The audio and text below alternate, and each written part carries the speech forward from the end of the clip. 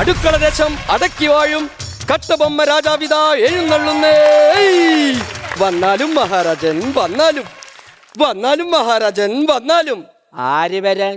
ഞാൻ തന്നെയല്ലേ കട്ടബൊമ്മ രാജാവ്. അപ്പൊ നിങ്ങൾ ചോദിക്കും, ഈ കട്ടബൊമ്മൻ കട്ടബൊമ്മൻ എന്ന് പറഞ്ഞാൽ എന്തോ കട്ടിട്ടോ പിടിച്ചിട്ടോ ഉള്ള ഇതാണെന്ന്. ഇത് കട്ടിട്ടും പിടിച്ചിട്ടും കിട്ടിയ പേരല്ല, ഇന്റെ തറവാടിന്റെ പേരാണ് കട്ടബൊമ്മൻ. ഇന്റെ അച്ഛൻ 2 കട്ടക്കുള്ള ആളായിരുന്നു. ഞാനൊരു കട്ടയും കുറച്ചാൽ ഞാൻ ഏത് പട്ടാഭിഷേകം കുണുകുണു കുണുകുണു കുണുകുണു പട്ടാഭിഷേകം കുണുകുണു കുണുകുണു കുണുകുണു കുണുകുണു. ആരെവിടെ? ആരെവിടെ? ഒന്ന് മാറ്റി പിടിച്ചു നോക്കാം. ആരും ഇല്ലടാ അവിടെ. ഞാനൊരു രാജാവായാൽ നിന്നെ റാണിയാക്കാം പെണ്ണെ. എങ്ങനെ? ഞാനൊരു രാജാവായാൽ കണക്കായത് എന്റെ. പക്ഷെ ഈ രാജാവായി വാള് ഞാൻ എവിടെ ഒരു പിടുത്തവും കിട്ടുന്നില്ല. വാളും നീ വെക്കണ്ട മന്ത്രി, കറക്റ്റ് പ്രജകൾ കൈത്തിൽ വെച്ചോളൂ. എന്നാ പിന്നെ ഞാൻ മന്ത്രി തന്നെ ആവാം. അംഗബലം കൊണ്ടും ആയുധബലം കൊണ്ടും നമ്മെ തോൽപ്പിക്കാനാവില്ല മന്ത്രി. ഇത് രണ്ടും കണ്ട അപ്പത്തിന് അങ്ങയുടെ ബോധമോ, പിന്നെ എങ്ങനെ തോൽപ്പിക്കാനാ മന്ത്രി? ഈ മന്ത്രിമാരുടെ പണി രാജാക്കന്മാരെ പൊക്കലാണ്, അല്ലാണ്ട് ഇങ്ങനെ മുക്കലല്ല. അങ്ങയുടെ ഇച്ഛ പോലെ. ഈ എൻട്രി പഞ്ച് പറയാൻ ആളില്ലാഞ്ഞിട്ട് ഞാൻ തന്നെ സ്വയം കേറി പറഞ്ഞു വന്നതാ. നീ എവിടെയായിരുന്നു മന്ത്രി? എന്റെ രാജാവേ, ഞാൻ നമ്മുടെ സൈനികർക്ക് അയൽരാജ്യത്തെ ആക്രമിക്കാൻ കുറച്ച് പൊടികൾ കൊടുക്കുകയായിരുന്നു. പൊടികൾ കൊടുക്കാൻ നമ്മുടെ സൈന്യത്തിൽ ബംഗാളികളുണ്ടോ? അയ്യോ അതല്ല, ഞാൻ കുറച്ച് പൊടിക്കൈകൾ പറഞ്ഞു കൊടുത്തതാ. നിന്റെ ഈ പൊടികളും പൊട്ടത്തരങ്ങളും കൊണ്ട് എന്റെ സൈനികർ എന്നെ തന്നെ ആക്രമിക്കുന്ന ഗതിയാണുള്ളത്. എന്തു പറ്റി മന്ത്രി? ഏമ്പൊക്കെ കേറി വരുന്നു രാജാ. ഉടൻ തന്നെ നമ്മുടെ സൈന്യത്തെ തയ്യാറായി നിർത്തൂ. എന്തിന്, ഗ്യാസിന് പിടിച്ചു നിർത്താനോ? ആയ ഗ്യാസ് ആയിരുന്നു അല്ലേ രാജാവേ? ആ, അയൽരാജ്യത്ത് നിന്ന് ഒരു ഓല വന്നിട്ടുണ്ട്. അയൽരാജ്യത്ത് നല്ല കാറ്റും മഴയാന്ന് തോന്നുന്നല്ലേ? ഓലയെ മട്ടിലൊക്കെ അങ്ങോട്ട് പറന്ന് വരാൻ. അയ്യോ അതല്ല, ഈ ഓല സന്ദേശം വന്നിട്ടുണ്ട്. എന്നാ ഓലയൊന്ന് നീട്ടി വായിക്കൂ. ഓലേ ഓലേ ഓലേ മുത്തപ്പനയോലേ മുത്തപ്പനയോലേ ഓലേ. മന്ത്രി, ഞാൻ പാട്ടിന്റെ ഒഴിക്കാൻ അങ്ങ് പോയി. കൂടുതൽ നീട്ടിപ്പോയോ? ഞാൻ ഓലയിൽ എഴുതിയതൊന്ന് വായിക്കൂ. അയൽരാജ്യത്തെ രാജാവ് അങ്ങേ മുഖം കാണിക്കാൻ ആഗ്രഹിക്കുന്നു. മുഖം കാണിക്കാൻ മാത്രമാണെങ്കിൽ ഒരു സെൽഫി എടുത്ത് പറഞ്ഞു വിട്ട്. രാജാവേ, ഒരു കാര്യം ചോദിക്കാൻ പറഞ്ഞു. എന്താണ്? 2 ദിവസമായിട്ട് നമ്മുടെ റാണിയെ കാണാനില്ലല്ലോ. നമ്മുടെ റാണിയല്ല, ഇപ്പം വേറൊരുത്തന്റെ റാണിയാ. കൊട്ടാരത്തിൽ ഗ്യാസ് ഇല്ലാന്ന് പറഞ്ഞ് ഗ്യാസുകാരൻ പയ്യന്റെ പരം പോയില്ലേ? റാണി ഇപ്പൊ ട്രെൻഡിനൊപ്പായി. അതെ അതെ മന്ത്രി, ഹിസ്റ്ററി ബുക്കിൽ പേര് വരാൻ ഞാൻ അതിയായി ആഗ്രഹിക്കുന്നു. ഹിസ്റ്ററി ബുക്കിലോ? അല്ല, ചരിത്ര ബുക്കിൽ ഇടം നേടാൻ ഞാൻ അതിയായി ആഗ്രഹിക്കുന്നു. അതിന് അയൽരാജാവുമായിട്ടൊന്ന് യുദ്ധം ചെയ്താലോ എന്നൊരു തീരുമാനമുണ്ട്. എന്റെ രാജാവേ, ആ കാട്ടുമാക്ക രാജാവോ? അതെ മന്ത്രി. അങ്ങനെയാണ് ഹിസ്റ്ററി ബുക്കിലായിക്കല്ലേ വരിക, ചരമകുളത്തിലായിരിക്കും വരിക. അയ്യോ വേണ്ട. രാജാവേ, ഒരു കാര്യം പറയാനുണ്ട്. 2 ദിവസം മുമ്പ് ഞാൻ എന്റെ നാട്ടിൽ പോയപ്പോ അവിടുത്തെ പ്രജകൾ എന്നെ എന്താ വിളിച്ചെന്നറിയോ? എന്താ വിളിച്ചേ? രാജാവേന്ന്. ഇത് കേട്ട് ഞാനങ്ങ് കോരി തരിച്ചു പോയി. ഈ കോക്കാച്ചി പോലെ തന്നെ കണ്ടാലും രാജാവെന്ന് വിളിച്ച നാട് ഏതാണ് മന്ത്രി? നിങ്ങളുടെ നാടെന്നാ? അയ്യോ മന്ത്രി, എന്റെ കുഞ്ഞോളുടെ കല്യാണത്തെ പറ്റി ഞാനിങ്ങനെ ആലോചിക്കുക. കുഞ്ഞോളൊക്കെ പണ്ട്, ഇപ്പൊ വലിയ മോളെ. കുഞ്ഞോളെ കാര്യം, കല്യാണം വലിയ കാര്യത്തിൽ. അതാണ് ഞാനും ആലോചിക്കുന്നത്. രാജാവേ, എന്താണ് അങ്ങയുടെ മനസ്സിലെ വരനെ കുറിച്ചുള്ള ഒരു സങ്കല്പം? നല്ല സൗന്ദര്യം ഉണ്ടാവണം, പിന്നെ നല്ല ബുദ്ധിശക്തിയും. അത് ജന്മനേ ഇല്ലല്ലോ. സാമ്പത്തികം ഒരുപാട് ഉണ്ടായിക്കോട്ടെ, പിന്നെ തീരെ ഇല്ലല്ലോ. ഇതൊക്കെയാണ് മന്ത്രി എന്റെ സങ്കല്പങ്ങൾ. സാരല്ല, സഞ്ജു സംസനും അവസാനമല്ലോ ഒന്ന് കത്തിക്കേറിയത്. പ്രതീക്ഷിക്കാലോ. എന്ത് മന്ത്രി? അല്ല, അങ്ങയുടെ പ്രതീക്ഷ പോലെ കല്യാണം വലിങ്ങനെ നടത്താലോ. അതാ ഞാൻ പറഞ്ഞു, അയൽരാജ്യത്ത് നിന്ന് നല്ലൊരു ആലോചന വന്നിരുന്നു. നമുക്കൊന്ന് പോയി അന്വേഷിച്ചാലോ? പക്ഷെ എങ്ങനെ പോകും? അതിന് പല്ലക്കില്ലേ? എന്റെ രാജാവെ, പെട്ടെന്നൊരു യുദ്ധം വന്നാ പല്ലൊക്കെ പോകൂലേ? ഈ പല്ലിന്റെ കാര്യം അല്ലടാ പൊട്ടാ പറഞ്ഞേ, പല്ലക്കില്ലേ, പല്ലക്ക്. ഓ അങ്ങനെ. ഒരു പ്രധാനപ്പെട്ട കാര്യം അറിയാൻ മറന്നു. എന്താണ് രാജാ? അടുത്ത മാസം എന്റെ ജന്മദിനമല്ലേ? അങ്ങനത്തെ ഒരു കാര്യം ചെയ്യാം, നമുക്ക് ഇവരെല്ലാം വിളിച്ച് അങ്ങ് പറ്റിച്ചാലോ? അതെങ്ങനെ മന്ത്രി? അല്ല, ഏപ്രിൽ ഫുള്ളിൽ നമ്മൾ അങ്ങനെ ചെയ്യാറ്. മന്ത്രി, എന്റെ ജന്മദിനത്തിന് നമ്മുടെ പ്രജകൾക്ക് എന്ത് സമ്മാനമാണ് കൊടുക്കേണ്ടത്? ഞാനൊരു കാര്യം പറയാം. അങ്ങ് ഇന്നു മുതൽ ജന്മദിനം വരെ ഒന്ന് വാ തുറക്കാതിരുന്നാൽ മതി. ഇതായിരിക്കും ഏറ്റവും വലിയ സമ്മാനം. മന്ത്രി, അത് വിട്ടേക്ക്.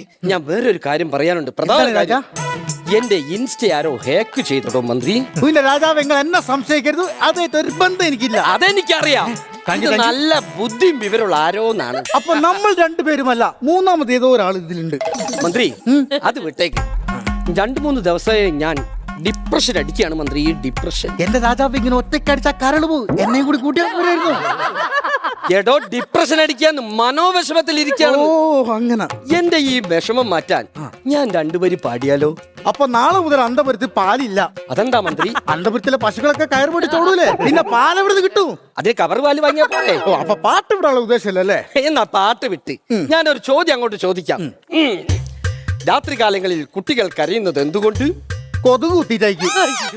നല്ല മന്ത്രി, വാഗൊണ്ടാണ്, വാഗൊണ്ട്. എന്റെ കൗണ്ടറിന് ചിരിക്കുന്നവർക്ക് 1000 പൊൻപണം കൊടുക്കും.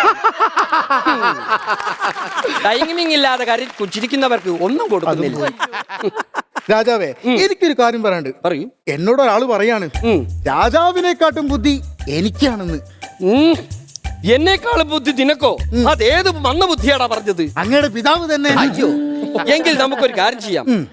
നമ്മളിൽ ആർക്കാണ് ബുദ്ധി എന്നൊരു മത്സരം നടത്താം. നടത്താം. രാജാവ് ചോദിക്കി. നീ ചോദിക്കാദ്യം. ഞാൻ ചോദിക്കാം. പക്ഷെ ഒരു കാര്യം, എന്റെ ചോദ്യത്തിന് രാജാവ് ഉത്തരം നൽകില്ലേ എനിക്കെന്ത് സമ്മാനിക്കും? നിനക്കോ? നീ ചോദിക്കുന്നത് എന്തും ഞാൻ തരും. അങ്ങനെ എന്നെ രാജാവാക്കുവോ? നിന്നെ രാജാവുമാക്കാം, വേണമെങ്കിൽ ഈ കൊട്ടാരവും തരാം. നീ ചോദിക്കടാ. ശരിക്കും അങ്ങനെ ഞാൻ ചോദിക്കട്ടെ? ചോദിക്കും. അതായത് രാജാവിന് വട്ടാണെന്നുള്ള കാര്യം ഈ അന്തപുരത്തിലാണോ അറിയുന്നത് അതോ പ്രജകൾക്കാണോ അറിയുന്നത്? എങ്ങനെ? അതായത് രാജാവിന് വട്ടാണെന്നുള്ള കാര്യം ഈ അന്തപുരത്തിലാണോ അറിയുന്നത് ഈ പ്രജകൾക്കാണോ അറിയുന്നത്? അത് എന്താ പറഞ്ഞൂടെ രാജാ? അതെനിക്ക് അറിഞ്ഞൂടെ മന്ത്രി. ഞാൻ തോറ്റിരിക്കുന്നു. തോറ്റി? അപ്പൊ ഞാനായി രാജാവ്. ആരെവിടെ? ആരെവിടെന്ന്? ആരില്ല ഇവിടെ. പട്ടാഭിഷേകം. നിന്നെ ഇളകാതടാ. ഒരു മിനിറ്റ്. ഹലോ, കാട്ടുകണ്ണൻ രാജാവ്. Yes, Kattabomma speaking. എന്ത് യുദ്ധം ചെയ്യാൻ ഇങ്ങോട്ട് വരുന്നു? വരടാ, ധൈര്യം ഉണ്ടെങ്കിൽ ആക്രമിക്ക് രാജാവിനെ. നിന്നെ ഞാൻ വെല്ലുവിളിക്കുന്നു. എനിക്ക് യുദ്ധം ചെയ്യാൻ മുട്ടുന്നു. നീ വാടാ, രാജാവിനെ ആക്രമിക്ക്. തല കട്ട് ചെയ്തേക്ക്. ആരാ രാജാവേ? അത് കരിന്തണ്ടൻ രാജാവ്. കരിന്തണ്ടനോ? എന്താ കാര്യം? ഇവിടെ വന്ന് ആക്രമിക്കണമെന്ന്. എന്റെ രാജാവ് അങ്ങനെ നമുക്ക് രക്ഷപ്പെടും. എന്തിന് ഞാൻ രക്ഷപ്പെടണം? നീ രക്ഷപ്പെടാ. അതെന്തിന്? നീയല്ലേ ഇപ്പം രാജാവ്. ഞാനോ രാജാവേ? രാജാവല്ലടാ, ഇപ്പം ഞാൻ മന്ത്രിയാ.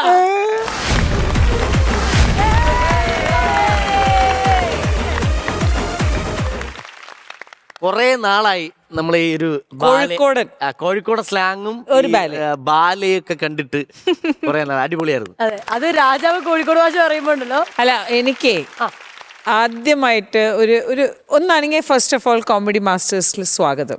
2 പേര് കോഴിക്കോട് സ്ലാങ്ങിൽ ബാലെ കാണുക, ആ ഒരു പുതുമ. നിങ്ങൾ 2 പേരും ഒരു വ്യക്തിത്വം ഭയങ്കര ഡിഫറെൻ്റ് ആയിരുന്നു. സൂപ്പർ.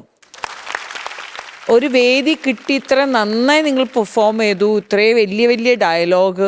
സൂപ്പർ. എങ്ങനെയുണ്ട് നിങ്ങളുടെ എക്സ്പീരിയൻസ് ഇപ്പോൾ ഈ വേദിയിൽ നിന്നപ്പോൾ? അല്ല, ഇവിടെ നല്ല ഫ്രീ ആണെന്ന് തോന്നി.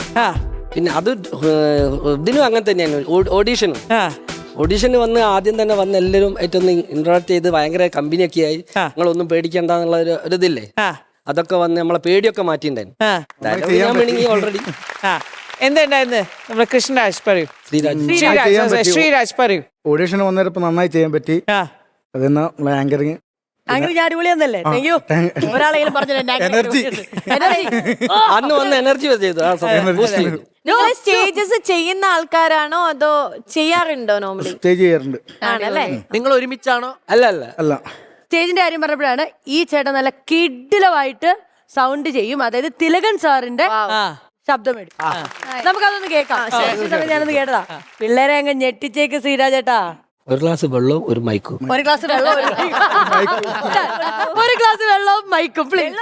ഒരു സോഡ ഒരു പഴം എന്നൊക്കെ പറയുമ്പോൾ ഒരു ഗ്ലാസ് വെള്ളവും മൈക്കും കിട്ടിയിരിക്കുകയാണ്. ഇനി നമുക്ക് അങ്ങ് പഠിപ്പിക്കാം. അപ്പൊ നമ്മുടെ തിലകൻ സാറ് 3 കാലഘട്ടത്തിലെ ശബ്ദമാണ് ഇരിക്കുന്നത്. പഴയ ചലച്ചിത്രമായ നമ്മുടെ നാടോടിക്കാറ്റിലെ ആ തിലകൻ സാറ് ശബ്ദം നോക്കാം. പ്രഭാകര, എന്റെ പൊന്നു പ്രഭാകര, എന്നെ ഒന്ന് വെറുതെ വിട്ടൂടെ എന്റെ പ്രഭാകര. നിന്നോട് ഞാൻ ചായ ചോദിച്ചാടാ കുതിരാമ, കൊണ്ടുപോടാ. അടിപൊളി. പിന്നെ നമ്മുടെ ഇന്ത്യൻ റുപ്പിയിലെ തിലകൻ സാറ് കുറച്ച് പ്രായം കൂടിയത്. വിഷന്ന് വലഞ്ഞു കയറി വന്ന എനിക്ക് അറിഞ്ഞാഹാരം തിരക്കുന്ന മനസ്സുണ്ടല്ലോ, അതാടോ തനിക്ക് കിട്ടാൻ ഏറ്റവും വില കൂടിയ സീതനം. വരട്ടെ, നല്ലത് വരും. സൂപ്പർ. അദ്ദേഹത്തിന്റെ അവസാന ചിത്രമായിരുന്നു ഉസ്താദ് ഹോട്ടൽ. അതിൽ ചേർത്തതൊക്കെ ഞാൻ പറഞ്ഞു തരാം. ഓരോ സുലൈമാനിലും ഒരിത്തിരി മുഹബത്ത് കാണും. അത് കുടിക്കുമ്പോ ഈ ലോകം അങ്ങനെ പതുക്കെ അടുത്തു വരും. മോനെ ഫൗസി, ചേട്ടാ അടിപൊളിയായിരുന്നു. എന്ത് ചെയ്യോ ചേട്ടൻ, എന്ത് ചെയ്യോ, രണ്ടുപേരും എന്ത് ചെയ്യാണ്? ഇവൻ പെയിന്ററാണ്, ആ നിങ്ങള് ഞാൻ ഡ്രൈവറാണ്. Okay nice. ഓക്കെ, നമ്മുടെ ആംബുലൻസ് ഓടിക്കുന്ന ചേട്ടന്മാരാണ് ഇന്നത്തെ അവിടെ നമ്മളോടൊപ്പം ജോയിൻ ചെയ്തിരിക്കുന്നത്. അപ്പൊ നിങ്ങൾ ഹാപ്പി ആയില്ലേ? ഹാപ്പി ആയി. അങ്ങനെ ഉണ്ടെങ്കിൽ നിങ്ങളുടെ ഇന്നത്തെ സ്കിറ്റിന്റെ ആദ്യത്തെ ബാറ്ററി എത്രത്തോളം ചാർജ് കയറി എന്നുള്ളത് നമുക്ക് നോക്കാം.